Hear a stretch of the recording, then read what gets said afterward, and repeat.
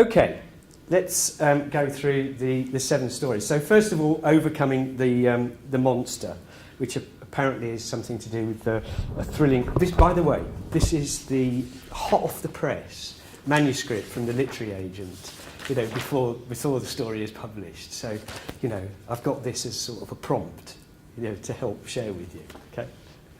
And it's on recycled paper as well, because we believe it now. So, overcoming the monster is about a thrilling escape from death as well. But rather than death, I said this is a thrilling escape from depths. And this reminded me, so this is like really how I started in commerce and where I've got to, and how these guys have actually helped me, you know, in my latter years, which is quite important, and that's what we'll end up with. But I went to Sheffield University, and anyone here who's been to university a while ago, you know that you're sort of living in clover, candy floss, it's lovely, you know, and then suddenly, bang, you get your degree, and you've got to go to work. And it absolutely scared me shitless. I was suddenly really frightened, and this monster was there. You know, I really felt like David and Goliath, like the little me and the big wide world. And I felt I was unknown, unconfident, unaccomplished. Well, I got a degree, but commercially unaccomplished. That un is a horrible prefix, isn't it? Just think of all those words that begin with un. They're horrible. I felt unfulfilled, unsexy. I was just horrible. Real demons. You know, we all have demons. I mean, you're not necessarily going to share them, but you'll admit that you have demons. And like, you're just frowning at me. You got no demons at all? I'm not. It's just that my eyesight's quite... I need glasses and I'm too beg your pardon. vain to wear them, so it has the demons are the monster. So I'm just an ordinary bloke, you know, and I couldn't get the job that I thought I wanted. When I was at uni, I did marketing and business studies and economics and all that sort of stuff. And my flatmate said to me, "Oh, Rick," he says, you write quite well. You know, I think you should be a copywriter." Well, I don't know what it is. That sounds good. Yeah, I'll be a copywriter. Advertising agencies, London, pavements full of gold. You know, I thought I really liked that. And I read a book called... sorry, I don't know what industry you guys are from. What's your normal working life?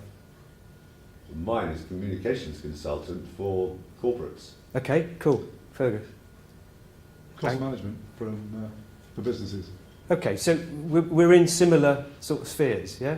In terms of comms and consultancy. Business to business. I'm in direct marketing, database marketing. That's where I've ended up. But it's sales and marketing through my career. So I'd read this book by Claude Hopkins called Scientific Advertising. Anyone heard of that? If you're in comms, you should have heard of it, Yeah. and I'd urge you to read it. It was written in the 1920s. It's still incredibly powerful. There's still a Bible in the industry. It's a Bible in the industry. Scientific Advertising, Claude Hopkins. I read this book, and I said, I can do that. So I went to the old agencies, and I didn't get a job. Couldn't get one. I stumbled on an interview for Mars Pet Food, and it was for a rep. And I thought, a rep? I can't be a rep. I can't tell me mates I'm a rep. He's a spit, you know, it's a snob. I'm a snob. I don't want to go like carrying a bag in shops. Well, I ended up at this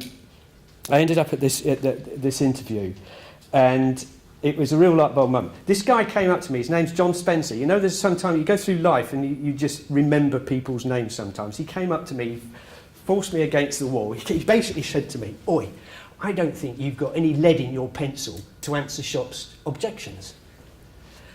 And it was a bit like a red rag to a bull, but it was a light bulb moment. So I can't remember what I said to him, but it was probably something, "Well, I'm here. Why don't you try me? Actually, only sack me if I'm no good. You're Mars." Everybody knows Mars sacks people.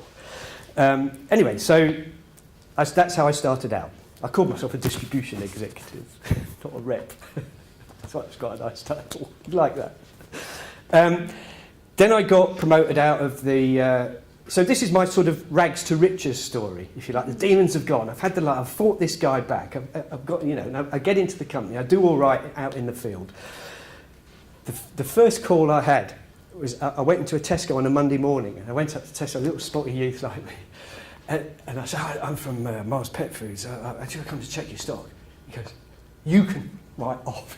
I don't want spotty youths like in my big superstore." That was my talk about you know, baptism of fire. That was it. But anyway, I got over that as well.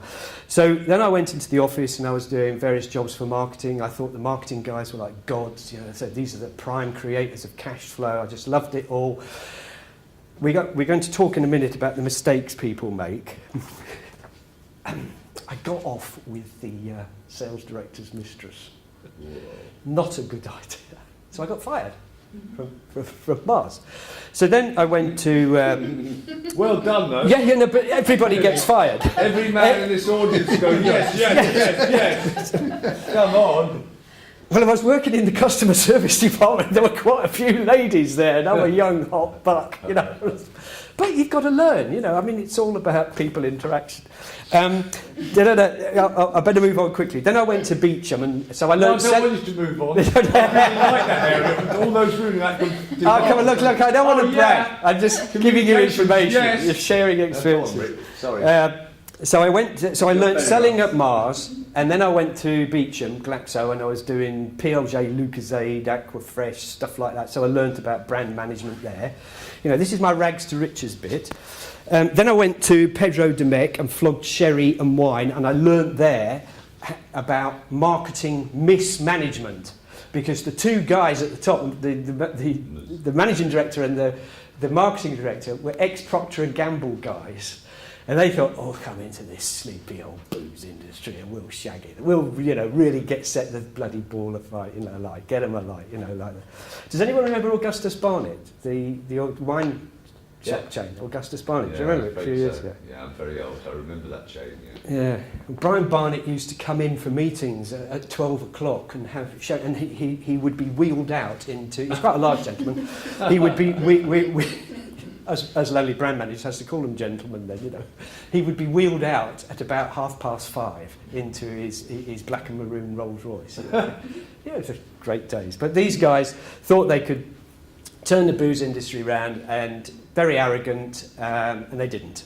But they did create a fantastic commercial. You probably remember Orson Welles advertising Double Century, and it was a split screen, and he went, Double Century Cream Oloroso. You know, it was pretty good, you know. So we were working, you know, I was involved in all that, so it's great. Then I went to VO5, and this is where my rags to riches really... I went in as a marketing manager. I became... Because I had a little objective by this time. So from being an unconfident, spotty little youth at uni, my objective was I want to be a marketing director when I'm 28, and I want to be a general manager or a managing director when I'm 30. So I went from marketing manager to head of marketing to marketing director in the UK, and I was 28. Then they pushed me out to the Far East, so this is all part of my travels, a ladding going around the world. So no one in the Far East had gone from Singapore to Hong Kong in a day to work with to do work. You know, I did it twice, and I thought there was going to be a contract on me, because then they pushed me out to the Far East, so this is all part of my travels, a ladding going around the world. So no one in the Far East had gone from Singapore to Hong Kong in a day to work with to do work. You know, I did it twice, and I thought there was going to be a contract on me, because all the other expat MDs out there said, don't you bloody do that. Anyone else finds out, yeah, we'll have to do it. They're just a lazy bunch of bums. In under a year, I reckon I did 3 or 4 years work and living from all the different... Because when you go and visit distributors in different countries, I don't know, you're the Lord, you know, you're like the king. I mean, they look after you. You get top-notch treatment, which for a 30-year-old was amazing. So I learned I had quite a lot. In fact, if I'd stayed out there, I'd probably be dead. But yeah. Then they wanted me to do 2 more territories. So I went from being blue-eyed boy to being sacked. You never say to an American company, no, I can't really do that, you know. No. But I was doing 5 countries. They wanted me to do Indonesia and Japan. Let's put the contract there. Let's sign it. My wife was going berserk because I was never at home. She'd been personnel director of Miss Selfridge. She'd given up her job, got a first baby and everything, and so I was never there. So, you know, I'm being hammered. So I said, look, can we wait? Anyway, they sacked me. So I came back to England. I thought, well, I'll get a job. That's okay. So I'm an ex-MD. I can't even get a marketing director's job anywhere. You know, this was mid-80s. Couldn't get a job. I was like, oh my God, the demons are coming back. I'm crap. Yeah, I'm unfulfilled, I'm unconfident. So I thought, I'm fed up with corporates, I'm going to do my own thing. I'd started to have a hankering on what I could do to contribute to industry in my own way. So I went freelance, I worked for some guys I knew in marketing. I'd said, I don't want a salary, pay me commission on what I bring in. I rang up my mates, so I had C-Link, Vidal Sassoon, British Telecom on £5,000 a month retainers, so I was earning a fortune. And I was a minority shareholder in the little agency. The guy, I don't know, he flipped. You know, so occasionally you come across people who just steal from you. He was just like taking all the revenue that was coming in because he was the majority shareholder and he ran the bank account. So I sold my part of the business to KLP, which became Euro RSCG, which became Havas Media. So I'm back in bloody corporate land. Oh no, I can't get rid of the corporates. So then those 10 little 2-letter words came to me, or kept coming to me, and I don't know whether you've heard them when you've been on seminars, Tom Peters or J. Abraham or whatever. 10 little 2-letter words. If it is to be, it is up to me.